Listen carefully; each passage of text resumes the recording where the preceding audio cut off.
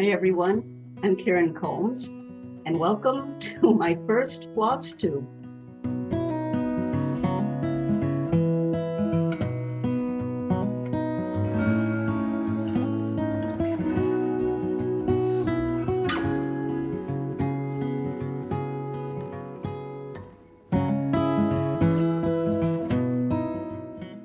I want to say again, welcome. And you might wonder why, as a quilt teacher, I'm doing a Flosstube. Well, I'll give you a little history, but I have done embroidery for years. Now, you may know me as a quilt teacher or an author. Maybe you've taken some of my classes at a quilt show, at a guild, even maybe one of our quilt seminars at sea cruises. But I have always done handwork in addition to all of the quilting I have done. And I'm actually coming to you from my little Zoom studio. You can see one of my quilts behind me. I'm getting ready when I finish with this Flosstube to do something for the quilting side of my YouTube channel. But going back to why I have a Flosstube, and I've thought about it for a long time because I've wanted to do it, and I thought, oh, there's so many good Flosstubes out there. What can I add?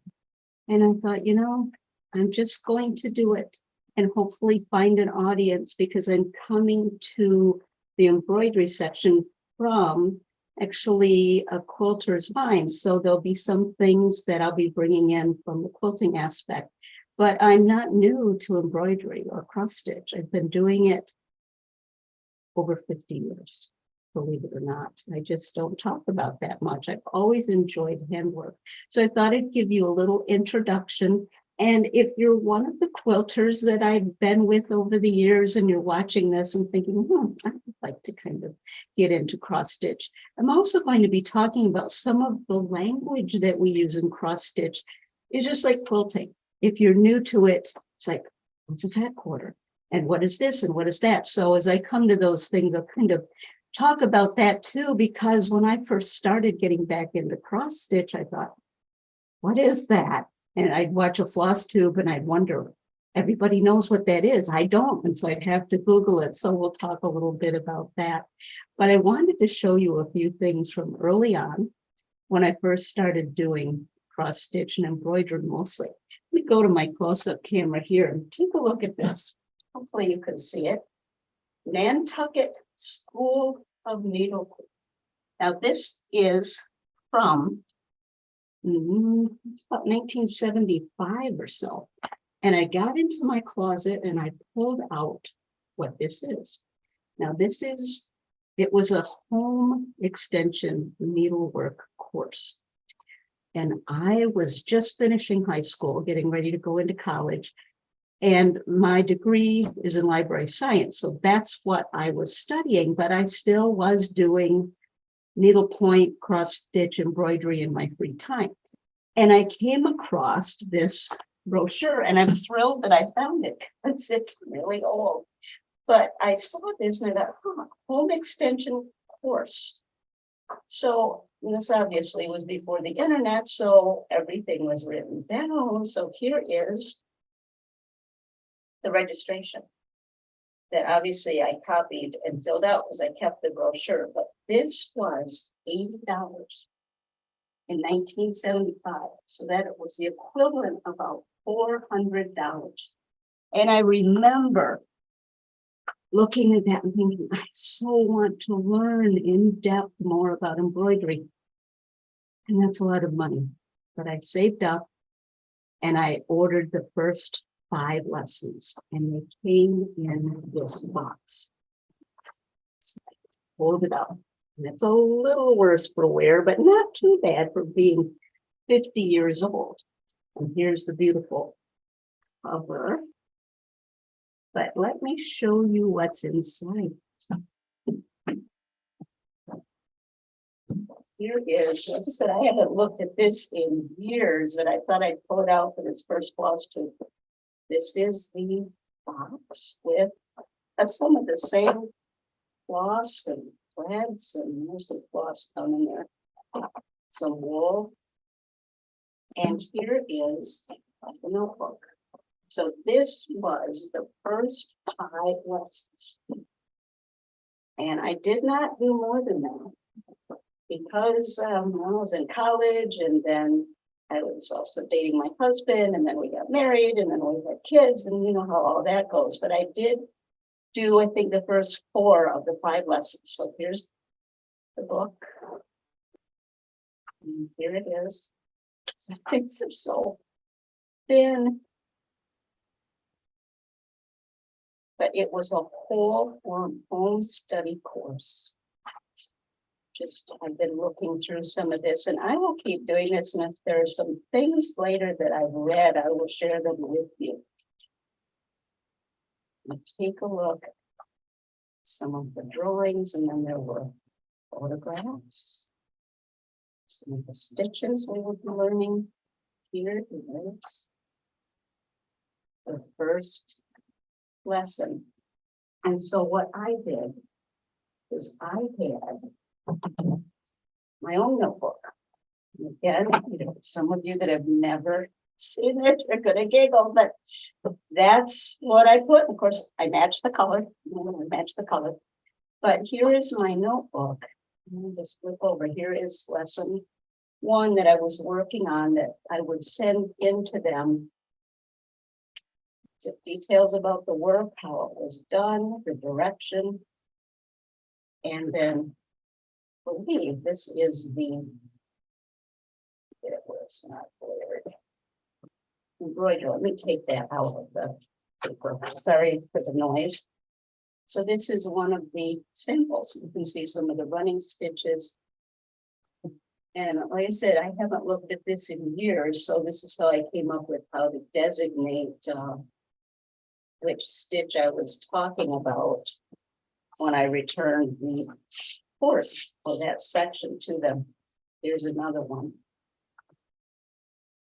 Just all kinds of stitches. So that is something that I did for several years.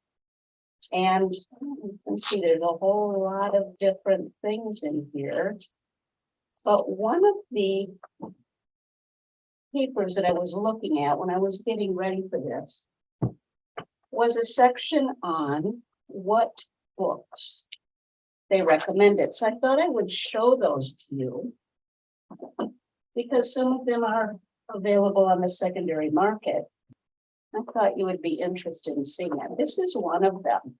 And I will put this in the description, so you'll be able to see what it is. But this is an older book. I think this one, and I still have my maiden name in it, so it's that old. 64 is this publication. But what's interesting about this book, it's got over 200 stitches. And if any of you remember from this era in books, a lot of time all the color was put in one spot. And all the rest is going to be in black and white. But it's got all kinds of stitches, and it's kind of separated into types of stitches. It has some historical aspects. So this is one book, and it even has some really interesting. This is from the 1st century. Look at that a little more. Winged Man. Peruvian embroidery from the 1st century. So it's just an excellent book. You can find it on the secondary market. There is a later edition, I think 1997. The cover is a little bit different than this, but and I'm not sure what the differences are. May have more added information, but that's one that I have had forever. Here's another book that was recommended in the embroidery course. Now this one, looking at it, and you can see how old it is. I paid $3 for it, and this is a Dover publication, so it's probably still available. But on this one, I would say inspiration. So it's looking at all kinds of ornamentation, dividing them into types. And if you're looking at embroidery, thinking of designing your own, it's very good for placement, maybe brainstorming different types of embroidery, stitches, designs. So that was a book that was recommended. And another one, which maybe they explain why later on this was recommended. I don't have reference to it, but it was recommended. This is another old book, Dover publication. And this one, the original edition was 1915. This one was in 1952. These are weaves. So you think, why are we going to have this, but not a weaver, I'm an embroiderer? Well, it does talk about weaving, but again, look at the different types of weave. And I was looking at this thinking, these are really great inspiration photos for filler work. Or if you're going back to quilting, machine quilting, different ideas for layout, or even knitting, using different stitches to get different effects. So in this book is just filled with designs. So those three books I found that they had recommended. So I will put the titles of those in the description. One of the things that I should have mentioned right off the bat is whenever I watch a Flosstube, I keep a notepad and pen next to me, because more often than not, I'm listening to it and I'm thinking, oh, I want to write that down. And then I think, no, I'll remember. You never remember. So grab a pencil and pen or whatever you like to write on, because some of these things you might want to remember. So let me show you a couple other books. I'm going to go back to my camera here. Just give you this to look at while I'm grabbing it. So talking about favorite older books, this is another old one. Erica Wilson's embroidery book. I'll show you a better title of it, but this one is my personal copy. This is, I love that illustration there. This one was given to me by my parents when I turned 21. So just showing you, yeah, I just have loved embroidery forever.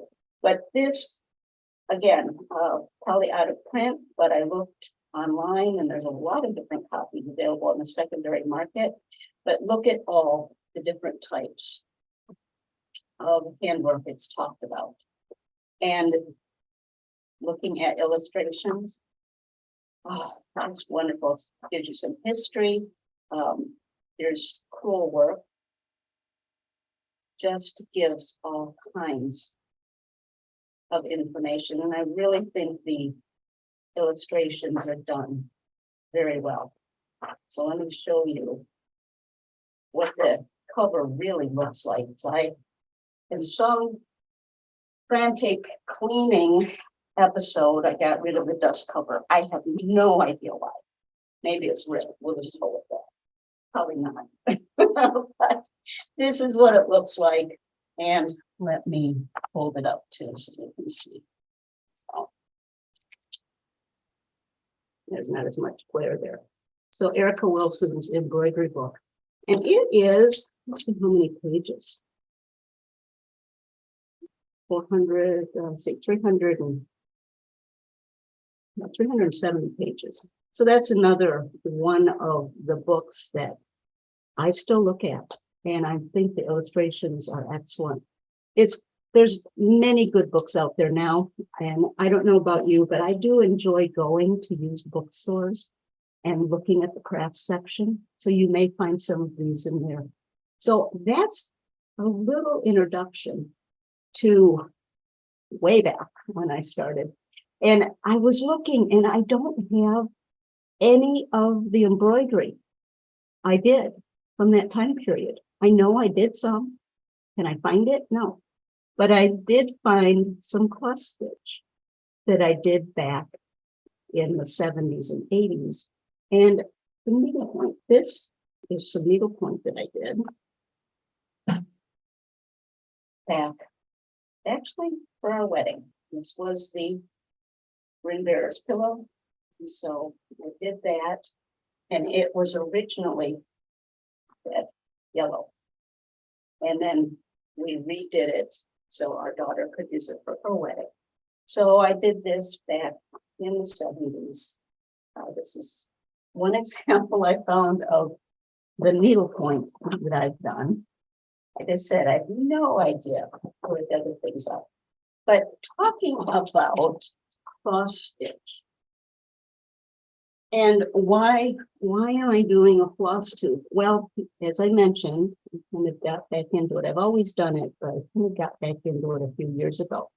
And the cross stitch that I could find that I did in the 80s, actually, I really like these. I'm glad I found them because I put them back out. I love this little guy. And if any of you remember the name of the pattern, put it in the comments and we'll share it next time. But I just love that little one. And that looks like I did it on Ada. No idea what count.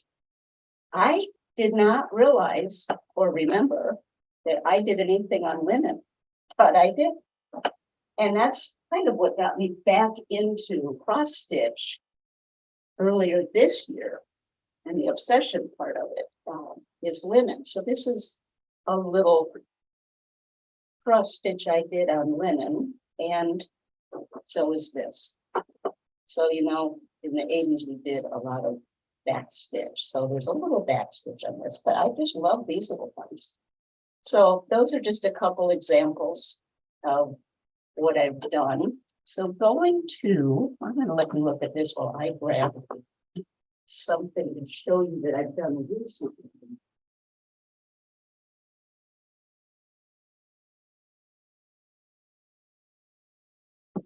So what got me doing it again? Well, when I would travel to guilds, and I did at least 20 trips a year, sometimes many more than that, I would always take some kind of handwork to do on the plane or in the evenings in the motel room. And sometimes it was English paper piecing, sometimes it was knitting, sometimes it was embroidery.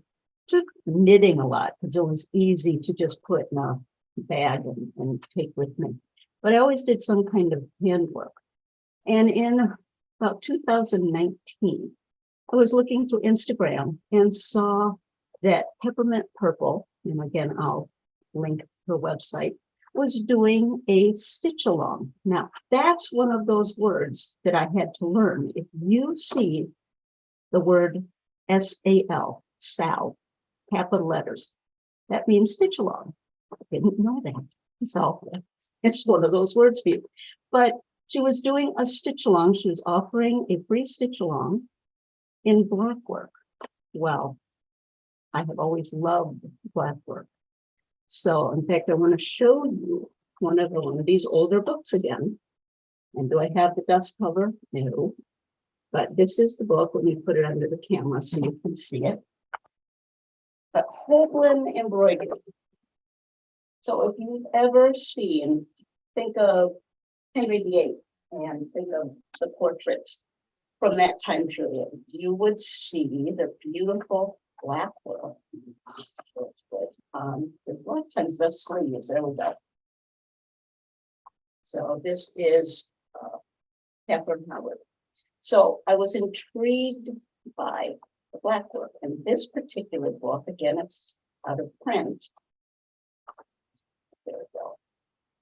That's the title. And it's a good one because it's got some of the stitches. It talks about the history. It's got lots of stitches and pattern filling. Then it does have some patterns and a little bit of color in the middle. So I would refer to this for the stitches. So when I saw this stitch along, I thought, oh, I want to be part of that. So let me show you, and I did finish. The stitch along started in January of 2020. So I took that along with me while I was traveling. And then you know what happened in March of 2020. So I got to finish that. So this is, I'll put it on the camera too, but this is the stitch along. Let me put it on the camera so you can see it a little better. And I'm not sure if she's doing a stitch along for 2023. You can check her website. But this is this stitch, and this is on, I think I did it on 18-pound beta, and I did it with DMC floss. I know the slide up there. So that is the one I did for 2020. And let me grab the next one.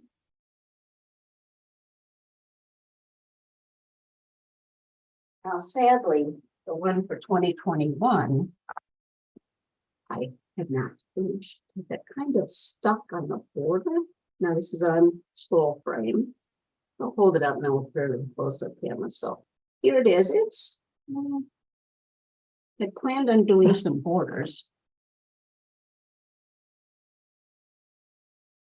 So everything's outlined. So I've got maybe half, maybe a little more than half of the designs filled in. I'm just not sure about if I want to do the border. So that's kind of stopped me.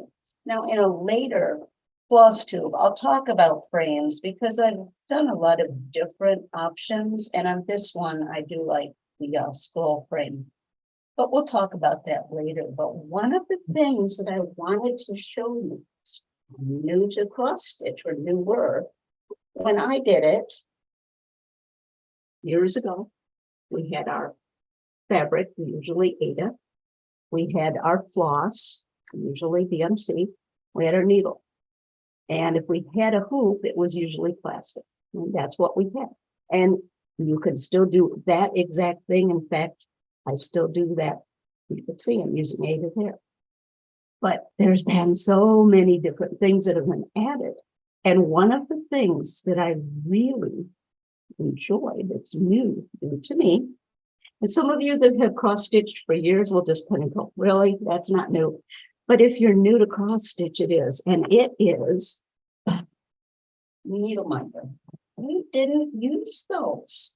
And this is just wonderful. Now, what we would do, and we don't do this, is we would just put the needle in and leave it. Well, what happens if you don't get back to it? It could make a hole, it could rust. So this is so much better to have the needle minder. There's all kinds of needle minders. These are some that I found on Etsy. And I will link to that store too. I can't remember what store it was, but I just love these and they just hold the needle. So that is one of the newer things to cross stitch that I just really enjoy. And I want to show you a book of black stitch or black work that is newer. And I found this at a needle workshop, so it's newer. And I'm not going to open it up much because I don't want to violate anyone's copyright. But it is Everything Black Work is New Again by Julia K. Schneider. And it's nice because it just lays flat. It's got 131 pages. It's copyrights 2011. And I'm just going to glance through real quick. Each one of these is a pattern. And it's nice because you can open it totally flat. So if you are looking for filler work, that's perfect for that. So we've talked about a little bit about my past in embroidery. That sounded ominous, didn't it? We talked about embroidery past. And let me ask you a question. So here's the question, think about and put in the comments. When did you start your journey with handwork? Whatever it is. Did you start when you were a child and somebody taught you? Did you start when you were older? I'd like to know what your start was. And as I mentioned, mine was when I was a teenager.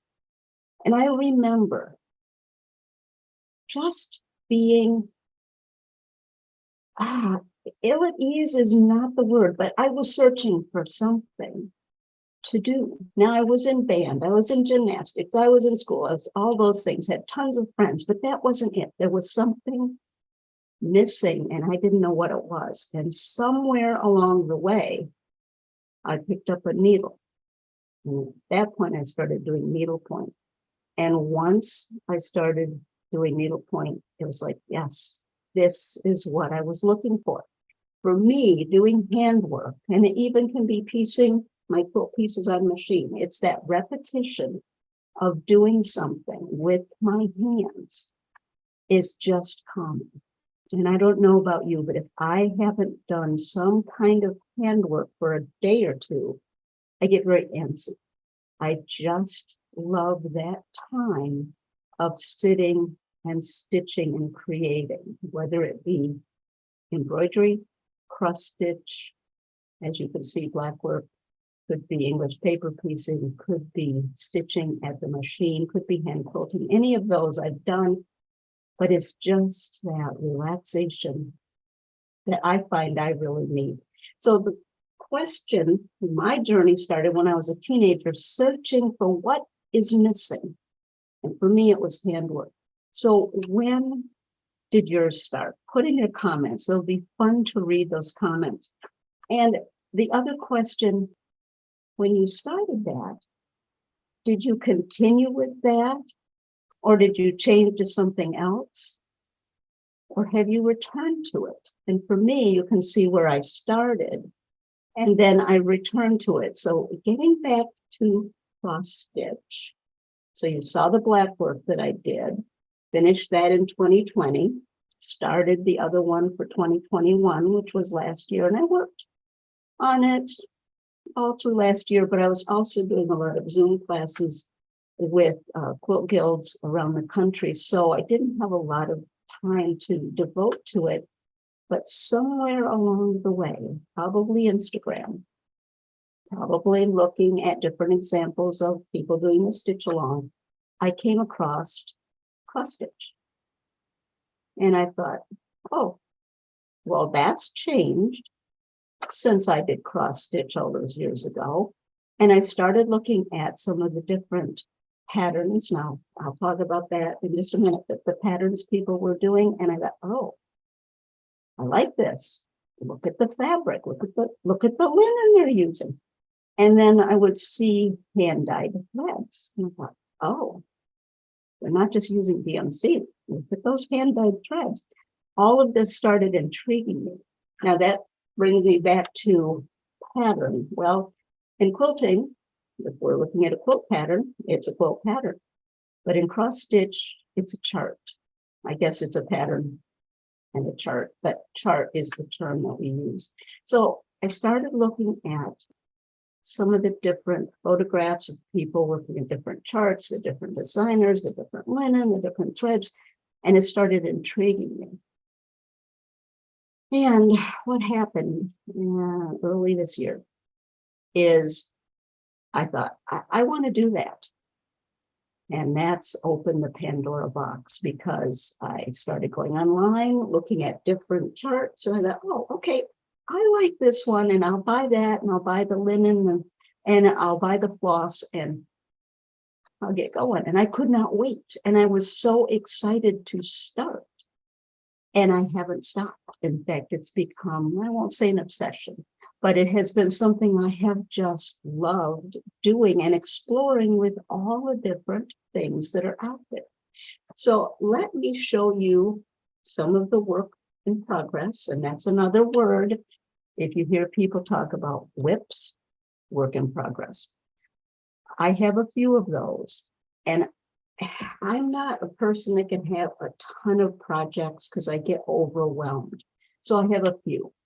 And that's just me. Everybody works at their cross stitch and their projects in a different way. So I just have a few, and I only have one finished because I just started earlier this year. And of course, what I pick, the things that are going to take forever to do. So let me gather my WIPs and I will show you, and then I will show you the one finished All right, so I have a few WIPs to show you. Here's something else that's exciting that I have discovered. Project bags. Nobody tells you you're going to fall down the rabbit hole, and all of a sudden there's a whole bunch of other stuff you have to learn about and buy, and it's optional because for a while I just had big Ziploc bags, and I only have a few project bags, but it's very handy to keep things in. So this is one of those first charts that I purchased when I got back into cross stitch earlier this year, and it is Plum Street Samplers flag block. I love it. Just kind of go up there so you can see it. So on this one, I did, when you hear people talk about used the called for, it just means they used what was called for in the pattern, which later we'll talk about how you can adjust that. But I did use 36 count, and I used vintage country mocha. And I did use the threads that were called for. So this one has been folded. I need to unfold it, but it's been folded in the project bag. So I've got to start on that. And then here's the threads. It's a combination of some Wheats Dye Works and some DMC. And later on, I'll talk about the different ways that you can basically put your threads as you're working, because there's a lot of different ways, and you'll see as I've gone along, I've kind of evolved. So this is a work in progress. I will probably get back to this so I can have it done for next 4th of July. So that is one. Then we have, and of course we have another project bag, beautiful, love it. This one, this isn't the second one, this is the third one I started. I'll show you the second one in a minute. So I'm going to take this out of the plastic so you can see it. I had hoped to have this done in time to display for Halloween, but no. And you'll see in a minute why. So this is Cottage Garden Sampling, October 31st. And this one is let's see what it says. This one's on 40 count Newcastle linen. I think it's a Dublin, I think is what it said. But I just love the vintageness of it. The design, the linen, I just love it. And this one is, see, I think this one's DMC. Yeah, let's talk later about why do I have this on here, but there's some of the floss. And that one, I don't have that much left to do. I've got to fill in here, and add some little doodads on the outside, little sparkles. So that one shouldn't take me too long to finish, but I'll show you in a minute why I stopped on this. So that's the third one that I started. The second one, because remember I was doing flag flock. And then I saw, and this is what happens when you watch Flosstube. You see all these things like, I'm going to do that, I'm going to do that. And that's what happened here. This one took my breath away. And it is Houses of Hawk Run Hollow by Carriage House Sampling. I adored this chart, just adored it. And it's a big one. I'm doing it on 40 count. It's going to be 18 by 13. So it's going to take me a while. This is what I've gotten done so far. I'll hold it up and then I'll put it under the camera. Each one of these squares has taken me about a month. So it's going to be a while. Here it is. Let's see. I'll put it under the camera here so you can see it. What do I do about this? So here's again one of my needle minders, and I got to right there. And I had the option of using DMC or using silk. And because there were so many colors, I opted to do DMC. Now, this is how I have the DMC. And later we'll talk about what I've done instead, but this is useful here. Done it in pencil so I can erase it and reuse it. I just got these at Hobby Lobby, but these are all the colors. And I think one of the reasons that this appealed to me so much, well, I love the chart. And I am doing this on 40 count Newcastle linen platinum is the color. So this appealed to me, I think, because years ago, well, I love New England architecture, but years ago, we were on a family trip. And we lived in Michigan. We drove pulling our camper because that's how we did it. Went everywhere in a camper. But we went out to New England and we went to Massachusetts, went to Pennsylvania. I think we went up into Maine a little bit. But one of the stops that we made in Massachusetts was in Salem. And we toured the House of the Seven Gables. And I'm 16 years old, love history. Looking at the house, it's from the 1600s. But what hit me, the architecture, yes, but I remember to this day walking down one of the stairs. And for some reason, well, again, this would have been in the 70s. They must have had one room set up as a gift shop at that time. Now there's a separate, like the carriage house is the gift shop. But I remember walking down the stairs to the end of the tour and looking at the colors in the room, especially the molding, and asking the curator, what is that? And I remember them saying, oh, that is milk paint. And they had a chart of all the colors. And I don't now remember why, whether they were selling the milk paint or they were researching it.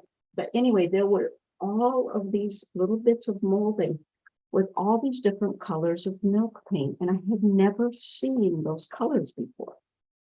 They just hit me. And I think that goes to, I've designed fabrics for over 20 years and just loving colors and putting it together. But I remember as a teenager looking at that thinking, oh, that's the coolest thing ever.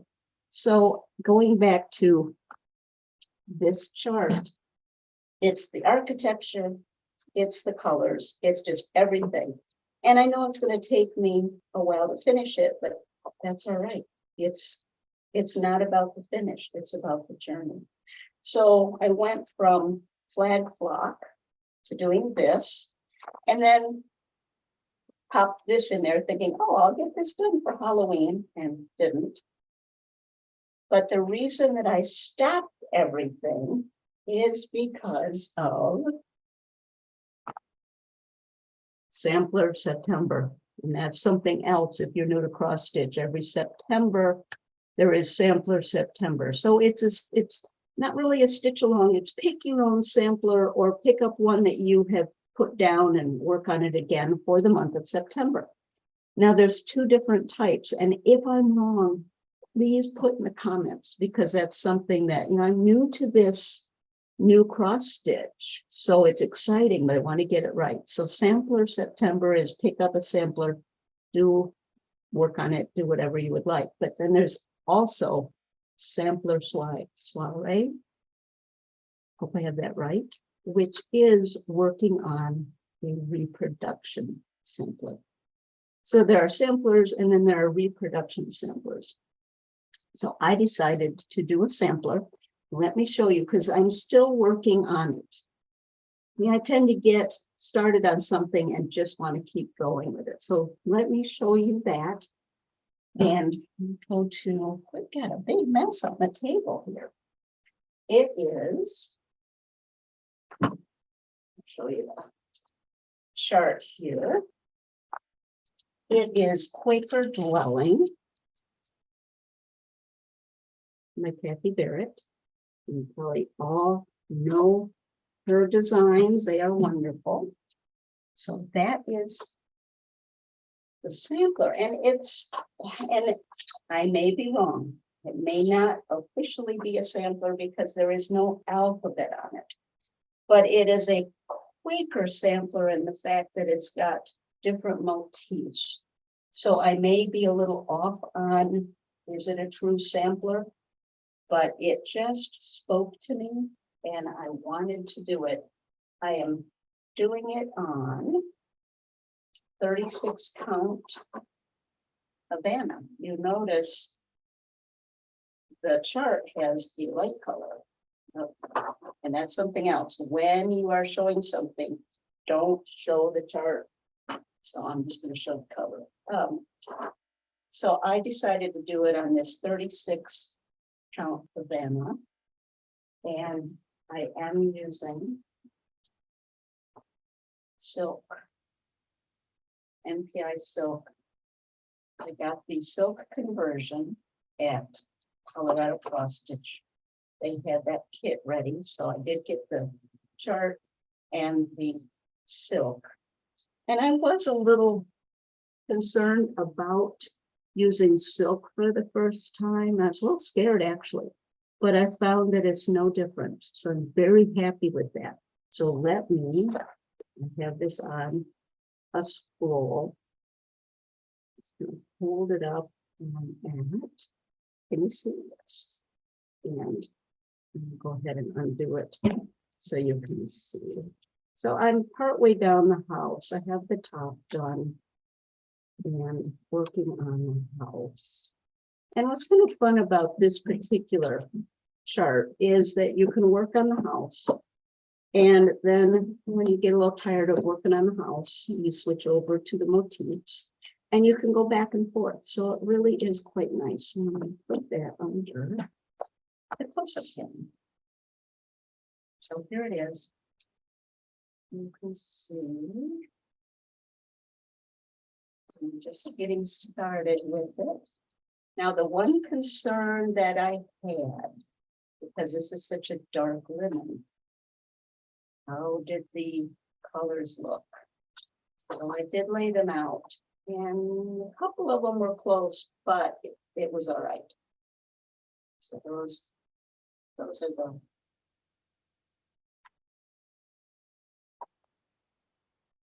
different silks. So that is what I'm working on right now. And like I said, in a future Flosstube, we'll talk about frames because I've done a couple different things and what I found is helpful. I've also stitched in hand. So it's all of those kind of things. Well, we are at, let's see. I think I just want to check and see. We're at about 45 minutes, which I wanted to keep it about that length. And I hope you've enjoyed this. I thought this would be a good introduction. In other videos, I'll talk, as I mentioned, about different things that I found helpful as I've been working along. Because cross stitch is just all new. There's just all kinds of things, and it's a great community, as is the quilting community. I think just people that create in general, just great community. So I want to thank you for joining me. I hope you've enjoyed this. If you have, please like this video and please subscribe so that you'll know when I'll do the next one. If you are a quilter, please join me. Well, it's the same channel. Hit subscribe and then you'll see whether it's going to be a YouTube video about one of my quilts or quilting tips, or if it's going to be a Flosstube. So again, thank you for joining me. I just have had the best time talking about this, and let me know next time. I'll save this for next time. But I'll give you a sneak peek. Where is it? Oh, I just didn't have my back to you, but here's the cover of the Nantucket School of Needlery. This list all of the different things that were covered in that course. Let me know if you would like to see that. And next time, I'll just zoom in on it so we can take a look at it. And if you're interested in that, Nantucket School of Needlery, I don't think it's going anymore. That was 50 years ago. But let me know if you'd like more to know more about it. And I did find some information online and I think were graduate students that talked to some of the people that had started it. And I'll see if I can find that and I'll put it in a link. Let me know in the comments. So again, I want to thank you all. It's been a pleasure. And until next time, be well.